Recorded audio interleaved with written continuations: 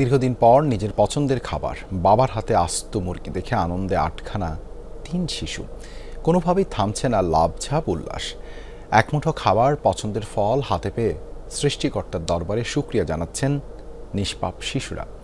ফিলিস্তিনি শিশুদের এমন ভিডিও ছড়িয়ে পড়েছে সামাজিক যোগাযোগ মাধ্যমে।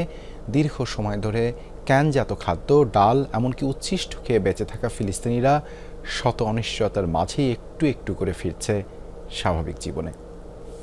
নতুন ব্লেন্ডে আরো রিচ অ্যারোমায় সেলন ফ্যামিলি ব্লেন্ড টে। ঘরের এক কোণে বসে আপন মনে খেলছিল ছোট্ট 3টি শিশু।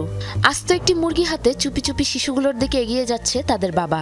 আচমকা পিছনে ফিরে বাবাকে দেখে শুরু হলো বাঁধ ভাঙা উল্লাসের লাফঝাপ। নিষ্পাপ উচ্ছ্বাসে বাবার হাত থেকে আস্ত মুরগিটি হাতে নেয় এক শিশু। খুশি সামলাতে না পেরে লাফঝাপে ব্যস্ত আরেকজন। কৃতজ্ঞতায় আল্লাহর উদ্দেশ্যে সেজদা দিচ্ছে আরেক শিশু। দীর্ঘ 1 বছর পর পেট পুরে খেতে পারবে এই ভেবে বাঁধ ভাঙা আনন্দ তাদের।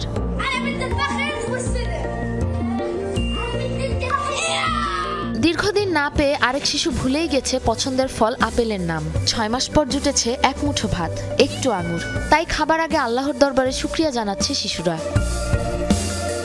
স্পর্শকাতর এই ভিডিওটি নিজেদের সোশ্যাল হ্যান্ডেল এক্সে পোস্ট করেছে কাতার ভিত্তিক সংবাদ মাধ্যম আল জাজিরা। এরই মাঝে যা ভাইরাল হয়েছে ব্যাপকভাবে। যুদ্ধ শুরু হবার পর থেকে ক্যানজাত খাবার, ডাল, আটা, তরল খাবার যখন যা ভাগ্যে জুটে তাই খেয়ে কোনো রকমে দিন যাপন করেছে গাজাবাসীরা। জীবন বাঁচাতে খেতে হয়েছে ডাস্টবিন থেকে কুড়িয়ে নেওয়া উচ্ছিষ্ট পর্যন্ত। যুদ্ধবিরতির পরও শর্ত ভেঙে বিপর্যস্ত গাজায় অভিযান চালিয়েছে আইডিএফ। ত্রাণ প্রবেশ করলেও পুরো উপত্যকার জন্য তা ব্যাপক অপর্যাপ্ত। শত অনিশ্চয়তার মাঝেও একটু একটু করে স্বাভাবিক জীবনে ফেরার চেষ্টা করছে অসহায় ফিলিস্তিনিরা।